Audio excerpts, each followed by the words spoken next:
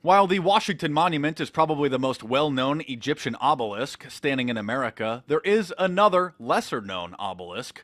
This one stands in New York City's Central Park and is called Cleopatra's Needle and is actually an authentic Egyptian obelisk created 3,500 years ago and brought to New York in the 1880s, standing 70 feet tall and weighing 220 tons, symbolizing the Illuminati's rule in New York. A similar Cleopatra's Needle stands in London, one stands in Paris, and of course there's that one standing in the Vatican City, symbolizing the Illuminati's rule over those regions.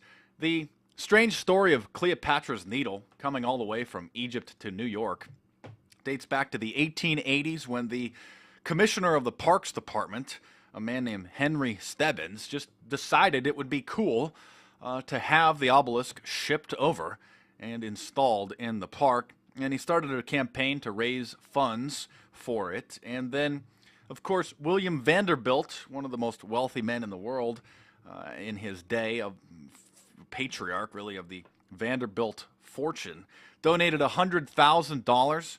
That's $2 million in today's dollars to have the obelisk transferred, shipped from Egypt to New York.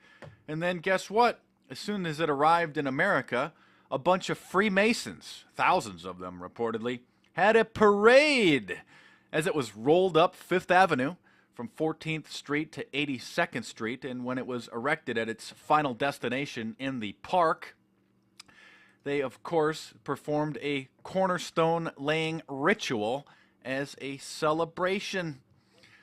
What's interesting is when the obelisk was first brought to America, it was covered in clearly readable Egyptian hieroglyphics, but the acid rain in New York has caused it to largely erode away. Interesting that it survived for over 3,000 years in Egypt, but just 100 or so years in the just polluted skies of New York City, and the graphics were largely eroded away. Check my previous video on the obelisk that is the Washington Monument.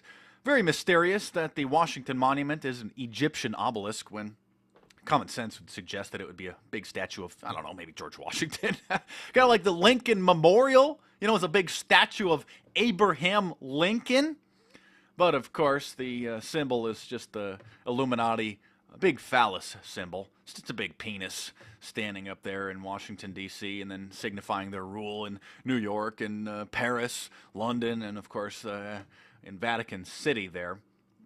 And if you've ever been to Washington, D.C., you'll notice that the symbol itself kind of looks like the big eye of Sauron in the Lord of the Rings movies, and it just peers over the entire city of Washington, no matter where you're at. It's just this evil, red, all-seeing eye. Particularly at night, you can see it just everywhere you go, for miles and miles around.